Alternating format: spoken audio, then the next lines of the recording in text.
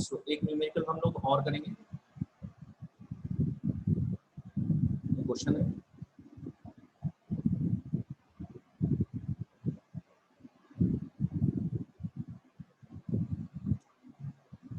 Calculate the mass of a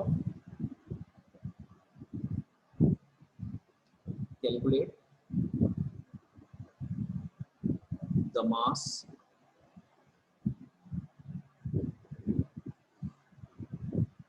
of a non-volatile solute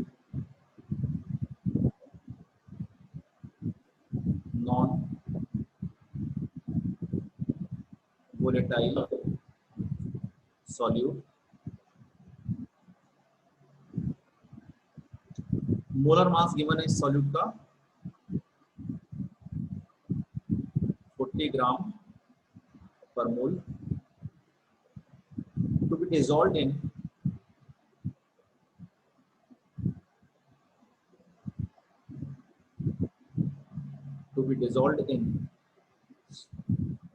1 gram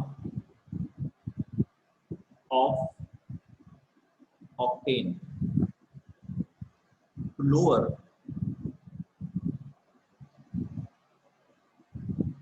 the vapor pressure to 80%। Okay, octane का आपको molar mass given है और ये है 114 ग्राम पर मोल।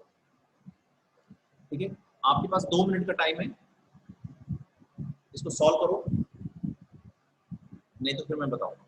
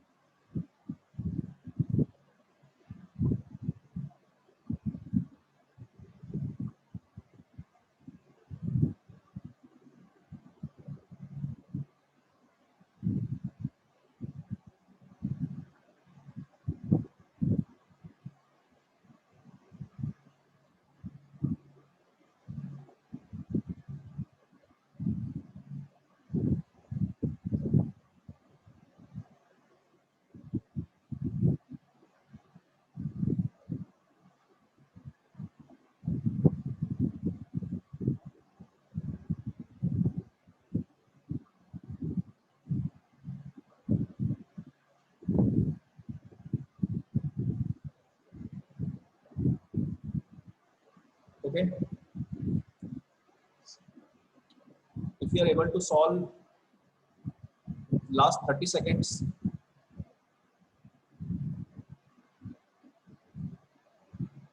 otherwise I am going to tell you the solution.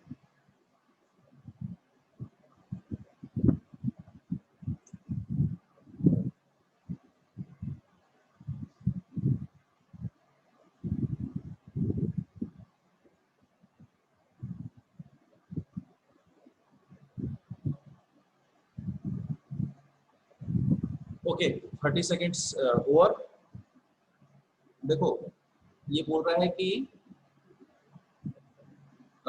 जो vapour pressure है उसको अपने को 80% लोअर करना है। तो अपन मान लेते हैं कि जो अपने पास सॉल्वेंट है उसका प्योर स्टेट में वेपर प्रेशर कितना है, मान लिया 100 है। तो अब जब सॉल्यूशन में उसका वेपर प्रेशर निकालेंगे तो बोला रिड्यूस्ड टू 80%, रिड्यूस्ड बाय 80% नहीं बोल रहा है। अगर रिड्यूस्ड बाय 80% बोलेगा तो हमको यहाँ 20 लिखना पड़ेगा, लेकिन रिड्यूस्ड टू 80% मतलब अब उसका 80% हो गया, तो 100 का 80% कितना होगा, 80। तो इसलिए हमने इनिशियल को 100 मान लिया और फाइनल तो फाइनल आसानी से फिर 80 बोल सकते हैं। ठीक है, ओके। अब क्या बोलते हैं हम लोग, relative lowering in vapour pressure. इसका क्या फार्मूला होता है, it is equal to X mole fraction of solute. Okay, तो relative lowering in vapour pressure क्या होता है, प्योर स्टेट में प्रेशर माइनस सॉल्यूशन स्टेट में प्रेशर अपॉन प्योर स्टेट में प्रेशर, यही होता है फार्मूला। और इसको अपन क्या लिख सकते हैं, Na upon Na plus Nb। ये ए यहाँ पे क्या है, ए का मतलब क्या होता है, सॉल्यूट, है ना, और बी का मतलब हमने क्या माना है, सॉल्वेंट। ठीक है, अब इसमें सारी वैल्यूज रख दो। ये अपने पास 100% 100 है, ये अपने पास 80 है, दिस इज 100। एन ए यहाँ अलग से निकाल लेते हैं अपन, एन ए निकालने के लिए हम क्या करते हैं, अलग से निकाल लेते हैं हम। ठीक है, तो ऐसे निकालते हैं कि एन ए कितना होगा, weight of A upon molar mass of A. Weight of A अपने को पता नहीं है, उसको एक्स मान लिया, और मोलर मास अपने को गिवन है यहाँ सॉल्यूट का 40, तो ये हो जाएगा x बाय 40। और एन बी का कितना मास गिवन है, 114 ग्राम, और इसका मोलर मास भी 114 गिवन है, so this becomes 1। So what we will get x by 40 divided by 1 plus x by 40. Now I am not going to solve further. You solve it and you will get your answer as x is equal to 10 gram. This will be your answer.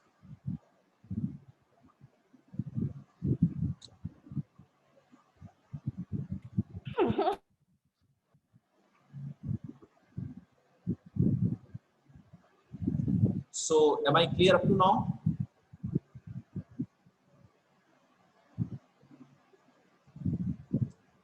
Can we move further forward?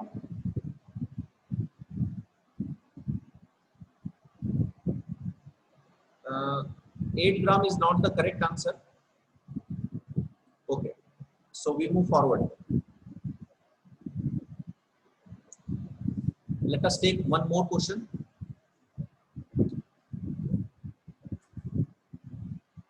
The vapor pressure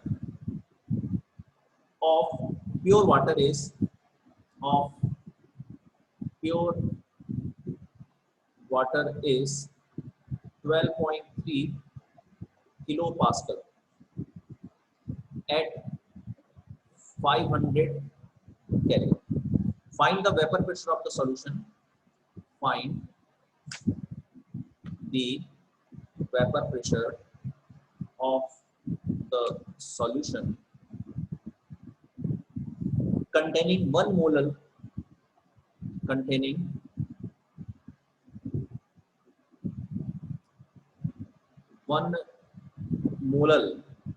non-volatile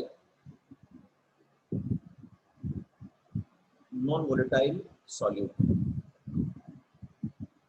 Okay, so this is the question. Now you try to solve this question. Again, I am giving you 2 minutes. Please keep on making your notes. जो question करवा रहे हैं उनको copy में note करते जाइए। अगर आप सिंसियरली पढ़ेंगे तो जरूर इसका बहुत फायदा मिलेगा। ठीक है, तो try to be as sincere as possible.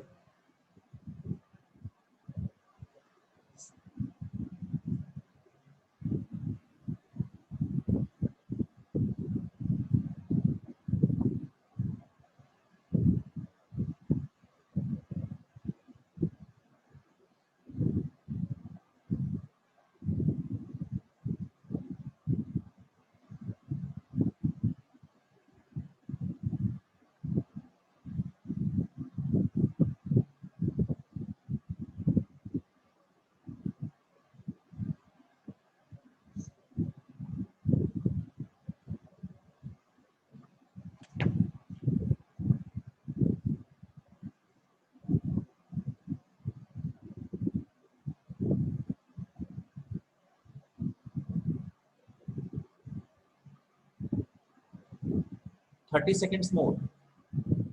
No one has given me the answer up to now.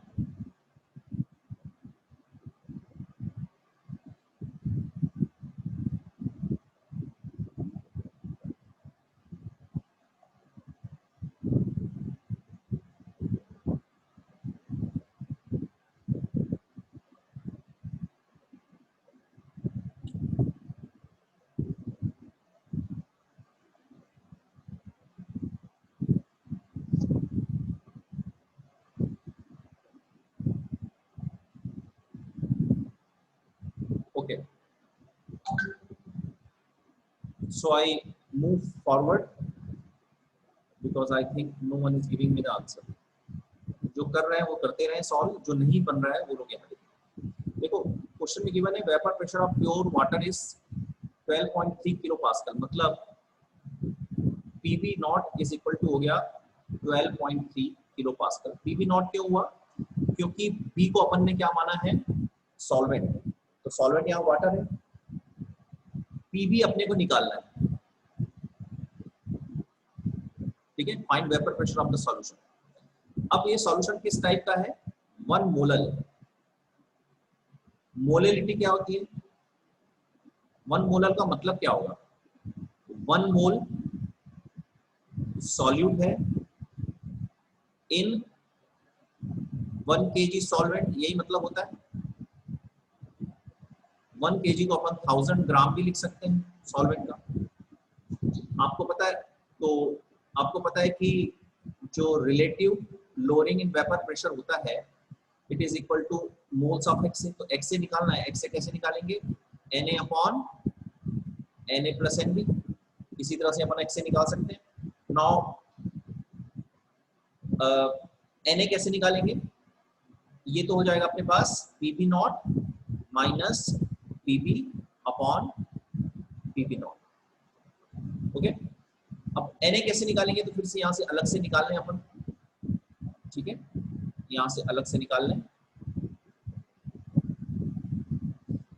Na ए क्या है यहाँ पे? सॉल्यूट। सॉल्यूट का मोल यहाँ डायरेक्टली गिवन है 1 मोलर सॉल्यूशन है। 1 मोलर सॉल्यूशन का मतलब होता है सॉल्यूट के 1 मोल है, और सॉल्वेंट के मोल अगर अपने को निकालना है तो सॉल्वेंट कितना मास है उसका? 1000 है, और उसका मोलर मास यानी वाटर का मोलर मास कितना होता है? 80। दिया जाएगा 500 अपॉन 9। बस अब ये वैल्यूज यहाँ रखना है और क्वेश्चन सॉल्व करना है। ये वैल्यूज यहाँ रखेंगे 12.3 माइनस पीवी, नीचे भी रखेंगे 12.3 माइनस पीवी। यहाँ पे एक चीज का ध्यान रखेंगे, यहाँ पे अपने को 10 टू पावर 3 का मल्टीप्लाई करना पड़ेगा दोनों तरफ, सॉरी 10 टू पावर 3 का मल्टीप्लाई करना पड़ेगा दोनों तरफ, ठीक है। क्यों करना पड़ेगा? अच्छा ये केवल इसी में किया है ना, पीवी में नहीं किया है, सॉरी यहाँ पे पीवी नहीं आएगा, ठीक है, क्योंकि ये किलो पास्कल में, यहाँ पे किलो पास्कल लिखा हुआ है। और यहाँ पे Na के मोल कितने आ जाएंगे? 1, Na के मोल अगेन 1, और ये हो जाएगा 500 अपॉन 9। अगेन इसको सॉल्व करेंगे आप, ठीक है। So you will get Pv is equal to 12.08 kilo pascal. वैसे 10 टू पावर 3 नहीं भी रखे तो भी आ जाएगा किलो पास्कल, तो डायरेक्ट किलो पास्कल में आ जाएगा। तो आई डोंट थिंक यहाँ 10 टू पावर 3 लिखने की बहुत ज्यादा जरूरत है, यहाँ नहीं भी रखेंगे तो भी आ जाएगा answer 10 to power 3,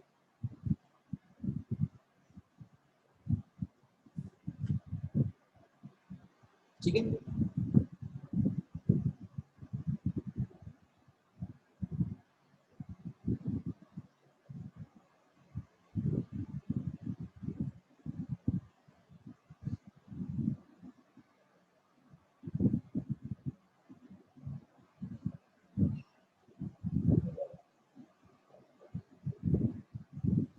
Okay, can we move forward?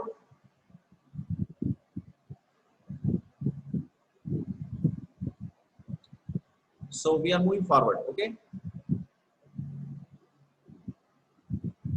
Now we are taking the next concept. मैंने आपको बताया था कि अपन लोग 4 पढ़ेंगे। कौन से 4? हम लोग पढ़ेंगे कोलिगेटिव प्रॉपर्टीज, पहला हमने पढ़ लिया relative lowering in vapour pressure. जो दूसरा कॉन्सेप्ट हम लोग पढ़ेंगे इलेवेशन इन बॉइलिंग पॉइंट। तो सेकंड जो है हमारी कोलिगेटिव प्रॉपर्टी वो है इलेवेशन इन बॉइलिंग पॉइंट, ठीक है। बॉइलिंग पॉइंट का बढ़ना, क्यों बढ़ता है बॉइलिंग पॉइंट, इसको समझ लें।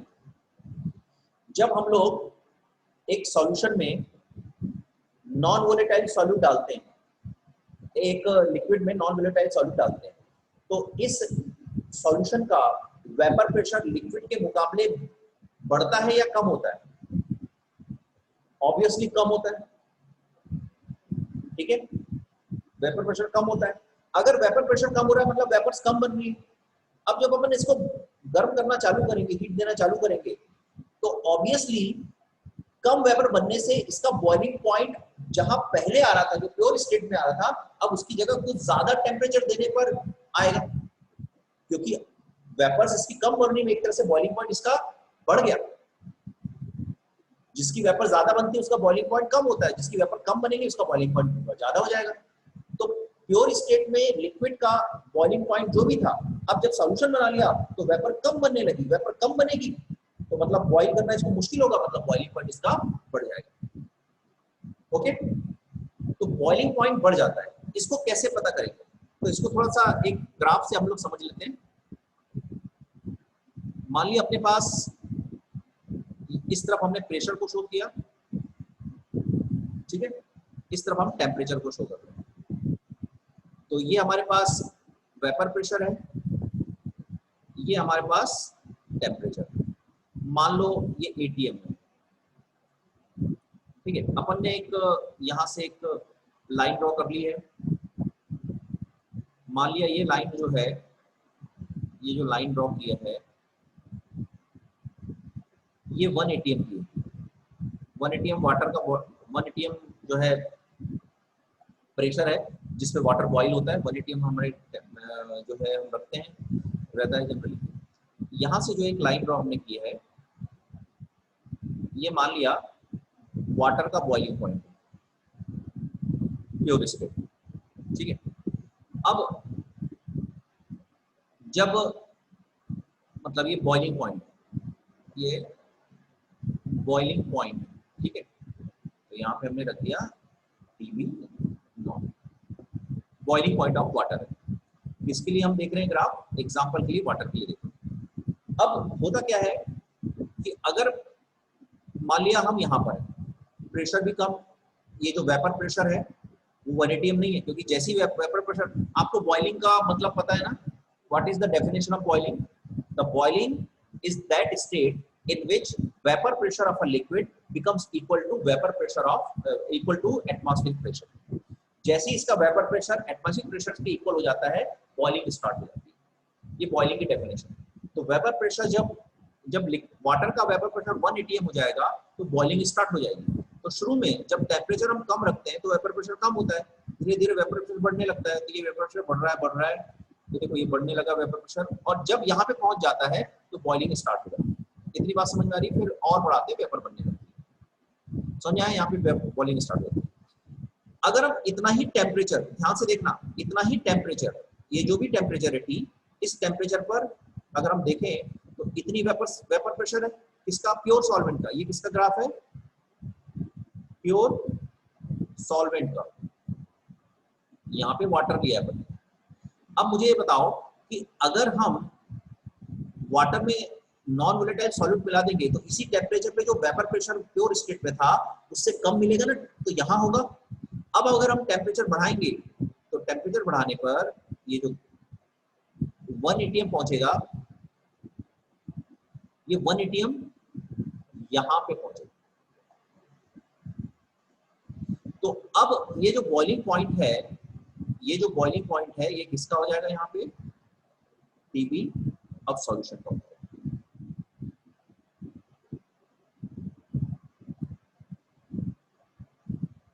आई बात समझ में?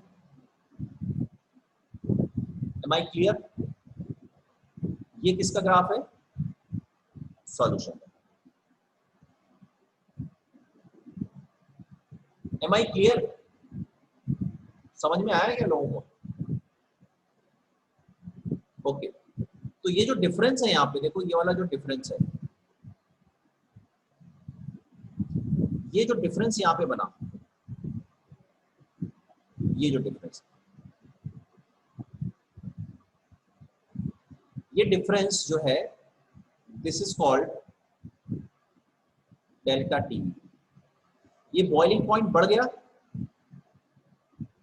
This is known as elevation in boiling.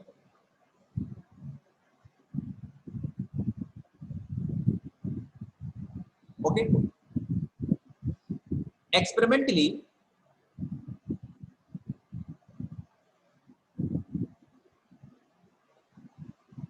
it is found that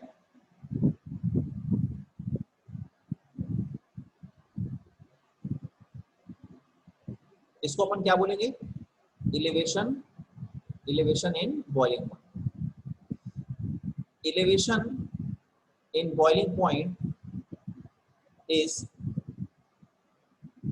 directly proportional to molality, ये ध्यान रखना, molality of the solution. That is, delta TB is directly proportional to molality of the solution. So delta TB is equal to some constant into molality. Okay, this is the main formula that we will going to use. यहाँ delta TB का क्या मतलब है, where delta TB का क्या मतलब है, ध्यान रखना, TB in the solution minus TB in the pure state, क्योंकि solution यहाँ इसका बड़ा है ना, ये TB है और ये TB नॉट है, TB is greater than TB not, मतलब सॉल्यूशन में टेम्परेचर बॉइलिंग पॉइंट बढ़ता है. वेपर प्रेशर के केस में उल्टा हो रहा था, सॉल्यूशन का वेपर प्रेशर कम हो रहा था. और Kb is what? Kb is called molal elevation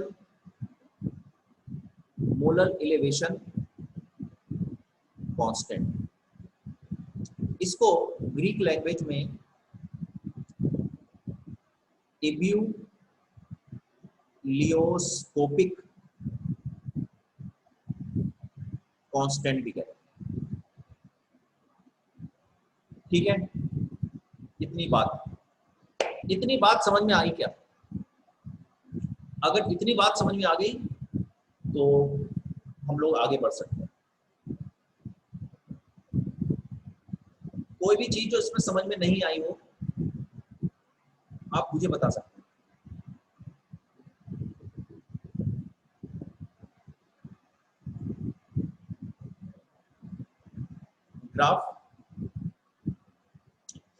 graph को फिर से समझा देते हैं. देखो ध्यान से संदीप, यहाँ पे यहाँ पे वेपर प्रेशर का ग्राफ है. ओके, वेपर प्रेशर है किसका? सॉल्वेंट का. ये यहाँ पे जो एक्स एक्सिस है इसमें हमने टेम्परेचर लिया है. ठीक है, अब हमने ये बोला कि जब, अच्छा, what is the definition of boiling point? किसी लिक्विड का बॉइलिंग पॉइंट तब आता है जब उसका जो वेपर प्रेशर है वो एटमॉस्फेरिक प्रेशर के इक्वल होता है. कि एटमॉस्फेरिक प्रेशर उस पर जो प्रेशर लगा रहा है, जैसे ही वो और वेपर प्रेशर इक्वल हो जाते हैं वो वाटर बॉइल करने लगता है, वो लिक्विड बॉइल करने लगता है. तो यहाँ पर हमने बोला, यहाँ पर ये जो बोला है, देखो ये वाला जो बोला है, ये 1 atm वेपर प्रेशर है लिक्विड का. तो जैसे लिक्विड का वेपर प्रेशर 1 atm हो जाएगा, वाटर बॉइल करने लगेगा, क्योंकि हमारा एटमॉस्फेरिक प्रेशर कितना है? 1 atm. ये हमने एक लाइन खींच दी. अब अगर हम प्योर सॉल्वेंट को लेते हैं, प्योर सॉल्वेंट का एक वेपर प्रेशर है, तो देखो प्योर सॉल्वेंट का किसी टेम्परेचर पर कोई वेपर प्रेशर, ये कोई भी टेम्परेचर हो सकता है, ये वाला, उस पर कुछ वेपर प्रेशर है. ठीक है, ये वेपर प्रेशर है यहाँ पे. अब जैसे जैसे हम टेम्परेचर बढ़ाएंगे तो वेपर बढ़ना चालू होगी. तो जैसे जैसे हम टेम्परेचर बढ़ाएंगे तो ये वेपर बढ़ने लगेगी और एक ऐसा टेम्परेचर आएगा जिस पर वेपर प्रेशर जो है वो 1 atm हो जाएगा. 1 atm मतलब एटमॉस्फेरिक प्रेशर के इक्वल. तो जिस समय ये होता है उस टेम्परेचर को हम बॉइलिंग पॉइंट कहते हैं. तो ये वाला जो होगा, ये लिक्विड का, ये वाटर का बॉइलिंग पॉइंट हो जाएगा प्योर स्टेट में. आई बात समझ में? यस. ओके, नाउ अब अगर आप देखो, अगर हमने उसमें नॉन वोलेटाइल सॉल्यूट मिला दिया है, तो किसी भी लिक्विड में नॉन वोलेटाइल सॉल्यूट मिला देने से उसके वेपर प्रेशर पे क्या फर्क पड़ता है? वेपर प्रेशर उसका कम हो जाता है ना.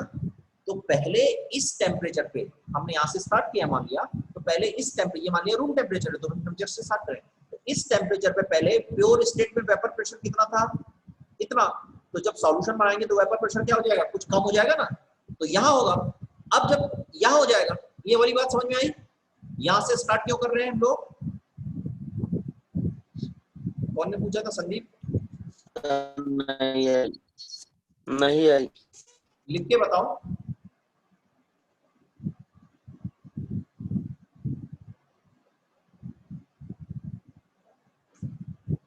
ये टेम्परेचर, अच्छा ये वाला ये चीज, ये वाला जो एक्स एक्सिस है किसको बताता है, टेम्परेचर को। अच्छा, और ये जो वाई एक्सिस है किसको बता रहा है, वेपर प्रेशर। अच्छा, बॉइलिंग किसको कहते हैं, what is the meaning of boiling point? है तो इस सॉल्यूशन का जो होगा वो वेपर प्रेशर वो एटमॉस्फेरिक प्रेशर के इक्वल में आ जाएगा। तो अपन ने जैसे ये टेम्परेचर, ये मान लिया रूम टेम्परेचर है, ये वाला, ये जो टेम्परेचर है कौन सा टेम्परेचर है, रूम टेम्परेचर। तो रूम टेम्परेचर पे प्योर सॉल्वेंट का कुछ ना कुछ वेपर प्रेशर होगा, तो ये है, ये वाला बात समझ में आई? Yes sir. अच्छा, उसी टेम्परेचर पे जो सॉल्यूशन बनाएंगे जिसमें नॉन वोलेटाइल सॉल्यूट मिलाएंगे, तो उसी टेम्परेचर पे अब उस सॉल्यूशन का वेपर प्रेशर प्योर स्टेट के बराबर होगा, उससे ज्यादा होगा या उससे कम होगा? नॉन वोलेटाइल है तो कम होगा क्या सर, नॉन वोलेटाइल होगा तो कम होगा क्या? और हम ये जो पूरी कॉलिगेटिव प्रॉपर्टी की बात कर रहे हैं नॉन वोलेटाइल सॉल्यूट के लिए ही बात कर रहे हैं। इसमें ये डाउट रखना ही नहीं है कि सॉल्यूट कैसा है, ये पूरी colligative property non volatile solute के लिए ही है।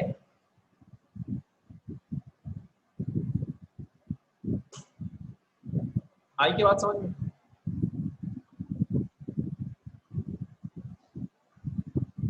ओके, तो नॉन वोलेटाइल सॉल्यूट है इसलिए वेपर प्रेशर यहाँ पे कम हो जाएगा इसी टेम्परेचर पे। अब आगे बात समझ में यहाँ तक? Yes sir.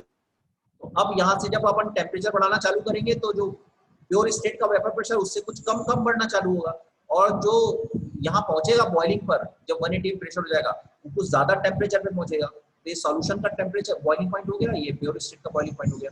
इनका जो डिफरेंस है इसको हम डेल्टा टीवी यानी इलेवेशन इन बॉइलिंग पॉइंट बढ़ गया। ठीक है, ऑब्वियस बात है, यस सर। ऑब्वियस बात है। और एक्सपेरिमेंटली जब इस पे एक्सपेरिमेंट किया गया तो ये पाया गया कि जो बॉइलिंग पॉइंट है मोलेलिटी के प्रपोर्शन होती है। तो मोलेलिटी की प्रपोर्शन हुई तो हमने क्या बोला, फिर हमने ये बोला कि मोलेलिटी की प्रपोर्शनल है तो एक कांस्टेंट लगेगा जिसको हमने मोलर इलेवेशन कांस्टेंट कहा, या इब्यूलियोस्कोपिक कांस्टेंट कहते हैं इसको ग्रीक लैंग्वेज में। ये कांस्टेंट आपको गिवन रहेगा क्वेश्चन में इन जनरल।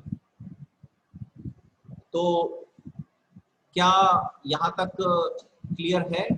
हम लोग आगे बढ़ सकते हैं यहाँ इसके बाद। Yes sir. अच्छा, अगर किसी को ये बात अगर क्लियर नहीं हो तो ये वाला, ये वीडियो में रिकॉर्ड कर रहा हूँ, ये वीडियो में यूट्यूब पे डाल दूंगा, क्योंकि व्हाट्सएप पे आएगा नहीं, क्योंकि बड़ा हो जाता है। तो वहां जाके आप एक बार फिर से इसको देख सकते हैं अगर किसी को समझ में नहीं आ रहा है। ठीक है, वहां पे जाके आप फिर से देख सकते हैं एक बार। ठीक है, okay, so let us move forward.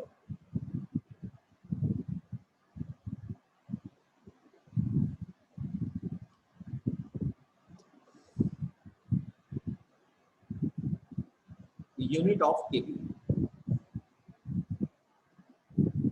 हमने बोला delta TB is equal to KB into molality. तो KB is equal to delta TB upon M. ठीक है, इसकी जो यूनिट है वो है केल्विन, और ये मोलेलिटी है। मोलेलिटी की यूनिट क्या होती है, मोल पर केजी। सो जो केबी की यूनिट हो जाएगी वो हो जाएगी KG kelvin mole inverse. Okay, आज हम लोग एक छोटा सा टॉपिक और कर लेते हैं।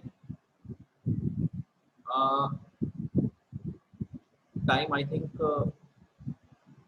कम बचा है शायद। मोलर मास ऑफ, अब इससे ये जो है मेनली आपको क्या पूछा जाएगा इसमें, सॉल्यूट का मोलर मास निकालो। ये जो कॉलिगेटिव प्रॉपर्टीज है इनका मेन काम ये होता है कि जो सॉल्यूट हमारे पास अननोन सॉल्यूट है उसका मोलर मास कितना है, मोलर मास निकालने से उस सॉल्यूट का पता चल जाता है, ठीक है, किस टाइप का सॉल्यूट। सो नेक्स्ट हम लोग देखते हैं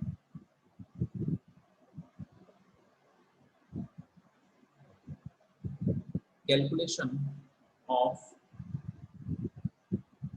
molar mass, molar mass of solute.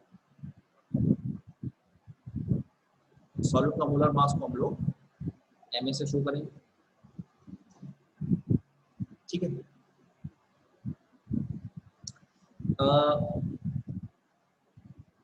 Molality जो होती है वो होती है एन सॉल्यूट मतलब Na अपॉन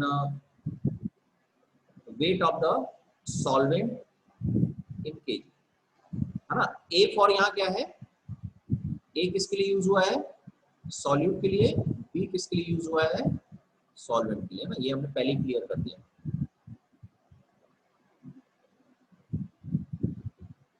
ओके, तो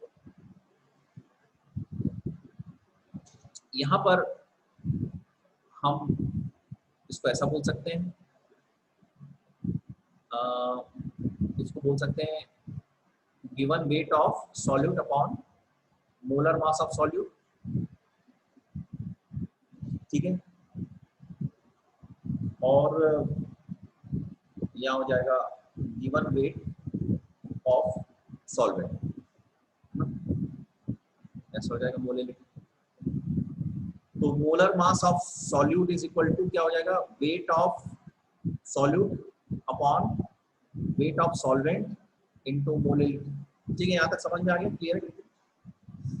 ओके, इसको अपन लिख सकते हैं Ma is equal to WA solute का वेट अपॉन सॉल्वेंट का वेट। और मोलैलिटी को अपन क्या लिख सकते हैं, जरा देखो ध्यान से, मोलैलिटी को क्या लिख सकते हैं, अभी हमने पढ़ा था, इसको अपन लिख सकते हैं delta TB upon KB, elevation in boiling point upon ebullioscopic या molar elevation constant. So what will be the value of Ma? So Ma will be WA upon WB into KB upon delta T. So this formula can be used to calculate, this is an important formula, this formula can be used to calculate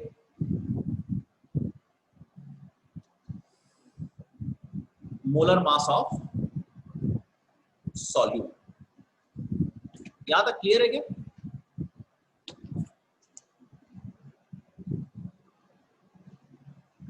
यहां तक clear है क्या, ठीक है, यहां तक clear है बिल्कुल। ओके, एक चीज और मैं थोड़ा सा बताना चाहता हूं इसमें कि यहाँ पर ये ध्यान रखना कि ये जो होता है ये केजी में होना चाहिए, क्योंकि हमको पता है मोलैलिटी के में ये केजी में होता है। If WB is to be put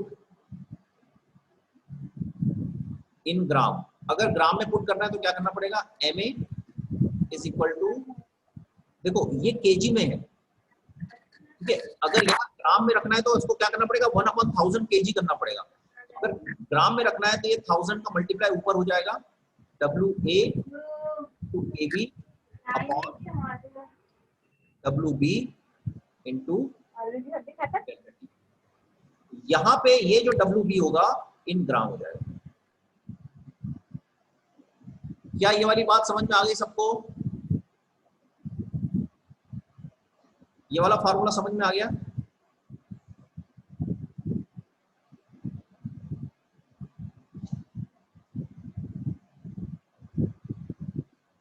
सबको समझ में आ गया ये वाला फार्मूला? ओके, सो आज हम लोग यहीं तक करते हैं, कल इसके कुछ क्वेश्चंस करेंगे क्योंकि अब टाइम हो गया है, 10:50 ऑलरेडी हो गए हैं, फिर ज्वाइन होके रिज्वाइन होके। अच्छा, एक जल्दी जल्दी मुझे कोई बता दो ना, जल्दी जल्दी, वेरी फास्ट, जल्दी जल्दी बताओ कौन नहीं आया आज, बता सकते हो क्या आप लोग? जल्दी जल्दी बताओ ना थोड़ा।